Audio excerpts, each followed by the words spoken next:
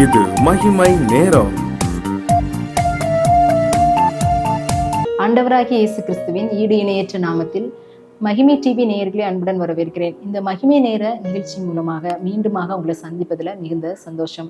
இந்த நாட்களில் நாம் தியானித்து வருகிறோம், காத்திருக்கணும், காத்திருங்கள் அப்படின்ற தலைப்பின் கீழாக கர்த்தருக்கு காத்திருக்கணும் அப்படின்றத நம்ம நேற்று தியானித்தோம்.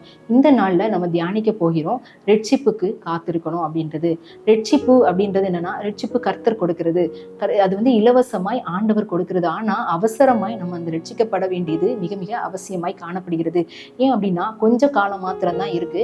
இந்த உலக வாழ்க்கைக்கு அப்புறமா நம்முடைய வாழ்க்கை எங்க இருக்கும்? நாம் நரகத்துக்கு போவோமா இல்ல நித்திய ஜீவனாகிய பரலோகத்துக்கு போவோமா அப்படின்றது ஒரு கேள்விக்குறியாகவே தான் காணப்படுகிறது.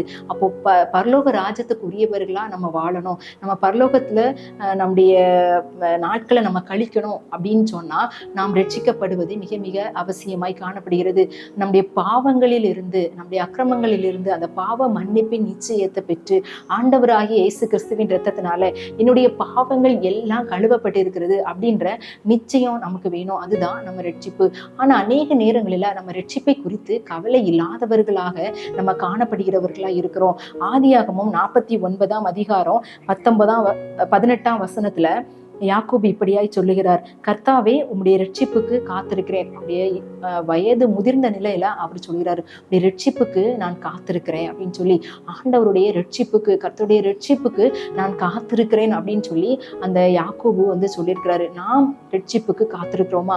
முடிவு பரியந்தம் நிலை நிற்கிறவன் தான் ரட்சிக்கப்படுவான் அப்படின்றத நம்ம பார்க்கிறோம். அப்போ ஒவ்வொரு நாளும் என்னுடைய பாவமான காரியங்களிலிருந்து ஆண்டவர் எனக்கு விடுதலை தராரா? நான் பாவ பழக்கத்திலிருந்து நான் விடுதலை பெற்றிருக்கிறேனா?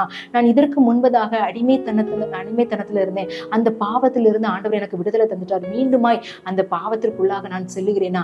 இல்ல நான் மீண்டுமாய் அதிலிருந்து ரட்சிக்கப்பட்டிருக்கிறேனா அப்படின்றத நம்ம சிந்திக்க நம்ம அழைக்கப்படுகிறோம். அநேக நேரங்களில் இந்த உலக காரியங்களை குறித்து நம்ம மிகுந்த அக்கறை உள்ளவர்களாக நம்ம காணப்படுகிறோம். நம்முடைய பிள்ளைகளுக்காகட்டும், நமக்காகட்டும், ஒரு நல்ல வேலை கிடைக்க போகுது, இல்ல ஒரு நல்ல படிப்புக்கு ஒரு காலேஜ் நம்ம பிள்ளைக்கு கிடைக்க போகுது அப்படின்னா அந்த இடத்துல போய் நம்ம எவ்வளவு நேரம் காத்திருக்கிறோம். ஏன் அப்படின்னா, அந்த காலேஜ்ல படிச்சா என் பிள்ளையோட எதிர்காலம் ஆசீர்வாதமாய் காணப்படும், அவளுக்கு ஒரு நல்ல வேலை கிடைக்கும், ஒரு நல்ல கம்பெனில பிளேஸ் ஆயிடுவாங்க, அவங்க நிறைய கேம்பஸ் இன்டர்வியூ வருது, நிறைய நல்ல நல்ல கம்பெனில அவங்க பிளேஸ் பண்றாங்க அப்படின்னு சொல்லி கேள்விப்பட்டா அதுக்காக நம்ம எவ்வளோ முயற்சிகள் எடுக்கிறோம். அதுக்காக கோச்சிங் சென்டர் அனுப்புறோம், எக்ஸாம் ப்ரிப்பேர் பண்றதுக்காக எவ்வளோ காரியங்களை நம்ம முயற்சி பண்றோம். ஆனா ஆண்டவருடைய ரட்சிப்புக்காக, நமக்காகவும் நம்முடைய குடும்பத்தில் உள்ளவர்களுக்காகவும் நம்ம எந்த அளவு பிரயாசப்படுகிறோம் அப்படின்றத நம்ம சிந்திக்க அழைக்கப்படுகிறோம். ஆண்டவர் சொல்றாரு, ரட்சிப்பு நிறைவேற பிரயாசப்படுங்கள், உங்கள் ரட்சிப்பு நிறைவேற பிரயாசப்படுங்கள் அப்படின்னு சொல்லி பிலிப்பியர் 2ஆம் அதிகாரம் 12ஆம் வசனம் இப்படியா சொல்கிறது.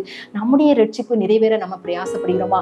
நம்மை சார்ந்தவுடைய ரட்சிப்பு நிறைவேற நம்ம பிரயாசப்படுகிறோமா? நம்முடைய குடும்பத்தில் உள்ளவர்களுக்காக ஆண்டவரே இவங்களெல்லாம் நாங்க ரட்சிங்க அப்படின்னு சொல்லி நம்ம ஜெபிக்கிறவர்களா இருக்கோம். ஆனா அந்த ரட்சிப்பு நிறைவேற நம்ம என்னென்ன பிரயாசங்களை எடுக்கிறோம்? அதுக்கு நம்ம காத்திருக்கிறவர்களா காணப்படுகிறோமா? இல்ல மற்ற காரியங்களுக்கு நேராக நம்ம செயல்படுகிறவர்களா காணப்படுகிறோம்? ஒரு நல்ல குரூப் 1 எக்ஸாம் இல்ல கவர்மெண்ட் எக்ஸாம் எழுத போறோம் அப்படின்னா எவ்வளோ கோச்சிங், எவ்வளோ நாள் காத்திருக்கிறோம். ஒருவேளை அட்டம்ப்ட்ல நம்மளுக்கு கிடைக்கல அப்படின்னாலும் மீண்டுமா நம்ம முயற்சி பண்ணி அதை காத்திருந்து நம்ம பெற்றுக்கொள்ளும் வரை நம்ம முயற்சி பண்றோம். ஆனா ஆண்டவருடைய ரட்சிப்புக்காக நம்ம காத்திருக்கிறோமா அப்படின்றத நம்ம சிந்திக்க நம்ம அழைக்கப்படுகிறோம். ரோமர் 13:11 இப்படியே சொல்கிறது, ரட்சிப்பு சமீபமா இருக்கிறது. நம்ம எல்லாருக்கும் ரட்சிப்பு சமீபமா இருக்கிறது.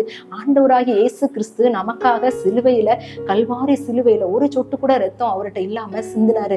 அந்த ரத்தத்தினால நம்மை விலைக்கிரயமாய் நமக்கு ரட்சிப்பு உண்டாகும்படியான விலைக்கிரயத்தை அவர் சிலுவையில கொடுத்தாரு. அந்த ரட்சிப்புக்காக நம்ம நிறைவேற நம்ம பிரயாசப்படுகிறோமா? நம்ம பாவ மன்னிப்பின் நிச்சயத்தை பெற்றுக்கொள்கிறவர்களா இருக்குமா?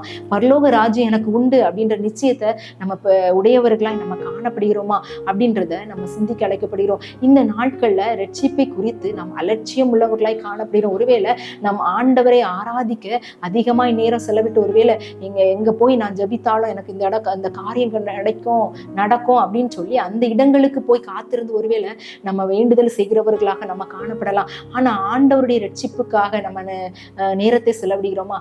ஆண்டவர் என்னை ரட்சிக்கணும் அப்படின்னு சொல்லி நம்ம நினைக்கிறோமா? உலக காரியங்கள்ல எனக்கு விடுதலை கிடைக்கணும் அப்படின்னு சொல்லி நம்ம ஆண்டவருடைய பாதத்துல அமர்றோம், அவருக்கு காத்திருக்கிறோமே தவிர நம்முடைய ஆத்துமா ரட்சிக்கப்படணும் அப்படின்னு சொல்லி நம்ம எந்த அளவுக்கு பிரயாசங்களை எடுக்கிறோம் அப்படின்றத நம்ம சிந்திக்க நம்ம அழைக்கப்படுகிறோம்.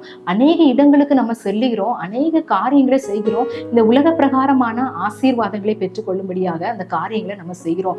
ஆனா ஆண்டவருடைய ரட்சிப்பை பெற்றுக்கொள்ளும்படியாக என்னுடைய குடும்பம் ரட்சிக்கப்படணும் அப்படின்னு சொல்லி நம்ம எந்த காரியங்களை எடுக்கிறோம். பவுலும் சீலாவும் சிறைச்சாலையில இருக்கும்போது ஆண்டவரை துதித்து பாடினாங்க. துதித்து பாடும்போது சிறைச்சாலையில் அவங்களை கெட்டியிருந்த சங்கிலிகள் எல்லாம் கலண்டு போனதுனால அந்த சிறைச்சாலைக்காரன் என்ன செய்யறான், அவங்க எல்லாரும் வந்து தப்பிச்சிட்டாங்க அப்படின்னு சொல்லி அவனை பட்டயத்தை அவன் எடுத்து அவனே வந்து என்ன செய்யறான், அவனை மாய்க்க வகை தேடும் போது நாங்க இங்கதான் இருக்கோம் அப்படின்னு சொல்லும்போது அவனுக்கு ரொம்ப ஆச்சரியமாயிருது. இப்படி ஒரு வல்லமையுள்ள தேவன் இருக்கிறாரா, ஆண்டவமாரே நாங்க ரட்சிக்கப்படுறதுக்கு என்ன செய்யணும் அப்படின்னு கேட்டு குடும்பமா ஆண்டவரை ஏற்றுக்கொண்டான். ஆண்டவருடைய ரட்சிப்பின் சந்தோஷத்தை அடைந்தான் அப்படின்னு பாக்குறோம். நம்முடைய குடும்பங்களுக்காக நாம ரட்சிப்புக்காக, நம்முடைய உறவினருடைய ரட்சிப்புக்காக, நம்முடைய குடும்பத்தில் உள்ளவர்கள், நம்மை சுற்றி பழகுகிறவர்களுடைய ரட்சிப்புக்காக நம்ம என்ன பிரயாசப்படுகிறோம் அப்படின்றத நம்ம சிந்திக்க நம்ம அழைக்கப்படுகிறோம். அநேக நேரங்களில நம்ம அநேக காரியங்களை ஆண்டவருக்காக செய்கிறோம். ஆனா அதோடைய பிரதிபலன் இந்த உலகத்துல எனக்கு கிடைச்சிடணும் அப்படின்னு சொல்லி நம்ம எதிர்பார்த்து செய்கிறோம். ஆனா நம்ம ரட்சிப்பு இல்லாம இந்த காரியங்கள் எல்லாம் ஆண்டவருக்காக செய்தோம் அப்படின்னா இந்த உலக பிரகாரமான காரியங்கள் எல்லாம் ஆண்டவர் நமக்கு ஆசீர்வாதத்தை தருவார், இந்த உலக வாழ்க்கையில நமக்கு நன்மை தருவார். ஆனா பரலோக ராஜ்யத்தின் சந்தோஷத்தை நம்ம இழந்து போகிறவர்களாக நம்ம காணப்படுவோம் அப்படின்றதுல எந்த விதமான சந்தேகம் இல்லை. அப்ப ஆண்டவருடைய ரட்சிப்புக்கு நம்ம நம்பிக்கையோடு காத்திருக்கிறோம். காத்திருந்து அவருடைய ரட்சிப்பை பெற்றுக்கொண்டு முடிவு பரியந்தம் நிலை நின்று ஆண்டவருடைய வல்லமையான காரியங்களை நம்ம நித்திய ராஜ்யத்துக்கு ஏதுவான காரியங்களை செய்து பரலோக ராஜ்யத்தின் மேன்மையை நம்ம அடையணும். அதுக்காக தான் நாமும் மற்றவர்களும் ரட்சிக்கப்படும்படியாக ஆண்டவரிடத்துல நம்ம கேட்க வேண்டியது மிக மிக அவசியமாய் காணப்படுகிறது. இந்த நாட்கள்ல நமக்கு ஜெபம் அதிகமா குறைந்து காணப்படுகிறது, தற்பரிசோதனை நமக்கு குறைந்து காணப்படுகிறது. இதனாலதான் ரட்சிக்கப்படுவது மிகவும் அரிதாய் காணப்படுகிறது. நம்முடைய பாவங்களை நம்ம உணராதவர்களாய் நம்ம காணப்படுகிறோம். நான் செய்யறது தவறே இல்லை அப்படின்னு தான் நிறைய நேரங்களை நம்ம நினைக்கிறோம். நம்ம செய்யற தவறுகளுக்கு ஒரு நியாயத்தை சொல்லி இது சரிதான் அப்படின்னு தான் நம்ம நினைக்கிறோமே தவிர இது தவறு, இதை நம்ம செய்தது தவறு, ஆண்டவரிடத்துல நம்ம மன்னிப்பு பெற்றுக்கொள்ளணும் அப்படின்ற ஒரு குற்ற உணர்ச்சி நமக்கு வரல. தற்பரிசோதனை நம்மளை செய்யல, எல்லாமே சரிதான் அப்படின்றது காலகட்டத்துக்குள்ள போறதுனாலதான் இந்த கிறிஸ்தவ வாழ்க்கையில நம்ம அதிகமா ஆண்டவரை தேடுறோம். ஆண்டவர் நமக்கு உலக பிரகாரமான ஆசீர்வாதங்களை கொடுக்கிறாரு. ஆனா ரட்சிப்பு அப்படின்றது நமக்கும் ரட்சிப்புக்கும் அது வேற வேற இடம், வேற வேற தூரம், வெகு தூரம் அப்படின்றது போல இருக்கு. ஆனா ஆண்டவர் சொல்றாரு நம்ம ரட்சிக்கப்படணும், ரட்சிக்கப்பட்டா மாத்திரம் தான் நம்ம பரலோக ராஜ்யத்தின் ஆனந்தத்தை அடைய முடியும் அப்படின்றத ஆண்டவர் சொல்றாரு.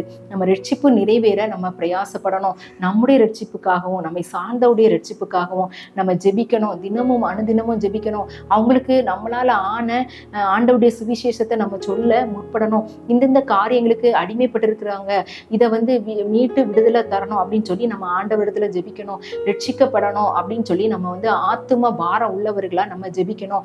ஒருவேளை ஒரு விலை உயர்ந்த பரிசை ஒருத்தங்க வச்சிருக்காங்க, அதை வாங்குறதுக்கு நம்மளால நான் எவ்வளவுதான் இந்த வாழ்க்கை முழுவதும் நான் வந்து சம்பாதிச்சா கூட இந்த பொருளை என்னால வாங்க முடியாது அப்படின்னு ஒரு பொருளை ஒருத்தங்க நமக்கு தாராங்க அப்படின்னு சொன்னா அதை வாங்கிட்டு அவங்க முன்னாடி அதில் வச்சுட்டு நம்ம அசால்ட்டா நம்ம போவோமா? போகவே மாட்டோம். அப்படி போனோம் அப்படின்னா அவங்க என்ன செய்வாங்க, இவ்வளோ விலையுயர்ந்த பொருளை நம்ம இவங்களுக்கு பரிசாக இலவசமா நம்ம கொடுக்குறோம், ஆனா அதை குறித்து அவங்க அலட்சியப்பட்டு போறாங்க அப்படின்னு சொல்லி அது வேற யாருக்காவது கொடுக்கலாம் அப்படின்னு சொல்லி அந்த நபர் என்ன செய்வாங்க, வேற யாருக்காவது கொடுக்கணும் அப்படின்னு நினைப்பாங்க. இதே போலதான் மிகப்பெரிய ரட்சிப்பு விலை உயர்ந்தது, ஆண்டவருடைய இரத்தத்தினால சம்பாதிக்கப்பட்ட அந்த ரட்சிப்பை ஆண்டவர் நமக்கு இலவசமாய் பரிசாக கொடுக்க ஆயத்தம் உள்ளவரா இருக்கிறாரு. ஆனா நம்ம வந்து அதை அலட்சியப்பட்டு நம்ம என்ன செய்யறோம், அதை தவற விடுகிறவர்களாய் காணப்படுகிறோம். இந்த நாள்ல நம்ம ஆண்டவரை நோக்கி ஜெபிக்கலாம். ஆண்டவரே, உம்முடைய ரட்சிப்புக்காக நான் காத்திருக்க எனக்கு உதவி செய்யுங்க. நான் காத்திருந்து உம்முடைய ரட்சிப்பை அனுபவிக்க, உம்முடைய ரட்சிப்பின் சந்தோஷத்தை அனுபவிக்க என்னை சார்ந்தவர்கள், என்னுடைய குடும்பத்தில் உள்ளவர்கள், என்னுடைய பிள்ளைகள், என்னுடைய உறவினர்கள், என்னுடைய நண்பர்கள் எல்லாரும் உம்முடைய ரட்சிப்பின் ஆனந்தத்தை அவங்க அடையணும். அந்த ரட்சிப்பு நிறைவேற நான் பிரயாசப்படுவேன் அப்படின்னு சொல்லி நம்ம ஆண்டவரை நோக்கி நம்ம ஜெபிக்கலாமா? ஆத்மா ஒன்றும் ரட்சிக்காமல் வெட்கத்தோடே ஆண்டவா, வெறும் கையனாக உம்மை கண்டு கொள்ளலாகுமா? எங்கள் அன்பின் பரலோக பிதாவே, இந்த நேரத்துக்காக உமக்கு நன்றி செலுத்துகிறோம் தகப்பனே. ஆண்டவரே, ரட்சிப்பு நிறைவேற நாங்கள் பிரயாசப்படுகிறவர்களா எங்களை மாற்றும்படியாக இந்த நேரத்துல உம்மிடத்துல நாங்கள் கெஞ்சி மன்றாடுகிறோம் தகப்பனே. நாங்கள் ரட்சிப்புக்கு காத்திருக்க நீங்க உதவி செய்யுங்க. முடிவு பரியந்தம் நிலை நிற்கிறவனே ரட்சிக்கப்படுவான் என்று சொல்லியிருக்கிறோம். ஒருவேளை நாங்கள் ரட்சிக்கப்பட்டோம், எங்களுடைய பாவ மன்னிப்பின் நிச்சயத்தை நாங்கள் பெற்றுக்கொண்டோம். ஆனா மீண்டுமாக ஆண்டவரே, நாங்கள் உங்களுடைய ரட்சிப்பின் சந்தோஷத்தை இழந்தவர்களாக, நாங்கள் உங்களுடைய மகிமையை இழந்தவர்களாக, நாங்கள் பின்வாங்கி சென்றவர்களாக ஒருவேளை இருந்தா எங்களை உங்களுடைய கரத்துல நாங்கள் ஒப்பு கொடுக்கிறோம். ஆண்டவரே, இந்த நாளில் உங்களுடைய ரட்சிப்பின் சந்தோஷத்தை திரும்பவும் எங்களுக்கு தந்து உற்சாகமான ஆவி எங்களை தாங்கும்படியாக ஆண்டவரே நாங்கள் உம்மை நோக்கி கெஞ்சி மன்றாடுகிறோம். ஒவ்வொருவரும் இந்த நேரத்துல ஜெபித்துக் கொண்டிருக்கிற ஒவ்வொருவருக்காக நாங்கள் ஜெபிக்கிறோம். ஒவ்வொருவரும் ரட்சிக்கப்பட்டு அவருடைய குடும்பத்தில் உள்ள ஒவ்வொருவரும் ரட்சிக்கப்பட நீங்க கிருபை செய்யுங்க. யார் யாருக்காக ஆண்டவரே இந்த ரட்சிப்புக்காக, அவருடைய குடும்பத்தில் உள்ள பிள்ளைகளுக்காக, உறவினர்களுக்காக, நண்பர்களுக்காக, யாருடைய ரட்சிப்புக்காக அவங்க ஜெபித்துக் கொண்டிருக்கிறாங்களோ அவங்க ரட்சிக்கப்படும்படியாய், அவர்களும் பரலோக ராஜ்யத்தின் ஆனந்தத்தை அடையும்படியாக இந்த நேரத்துல உங்களுடைய பரிசுத்த ஆவியானவர் கிருபை பாராட்ட வேண்டுமாறு ஜெபிக்கிறோம். ஆண்டவரே, அதற்காக நாங்கள் பிரயாசப்படுகிறவர்களா எங்களை மாற்றுங்க. எங்களை தாழ்த்துகிறோம், வெறுமையாக்குகிறோம். நீர் பெருக, நாங்கள் சிறுக. இயேசுவின் மூலம் ஜெபம் கேளும் நல்ல பிதாவே, ஆமேன். நம்முடைய ரட்சிப்பு நிறைவேற நம்ம காத்திருக்கிறவர்களாகவும், நம்மை சார்ந்தவருடைய ரட்சிப்பு நிறைவேற காத்திருக்கிறவர்களாகவும் நாம் செயல்படும்படியான கிருபையை ஆண்டவர் நமக்கு தந்தருள்வாராங்க.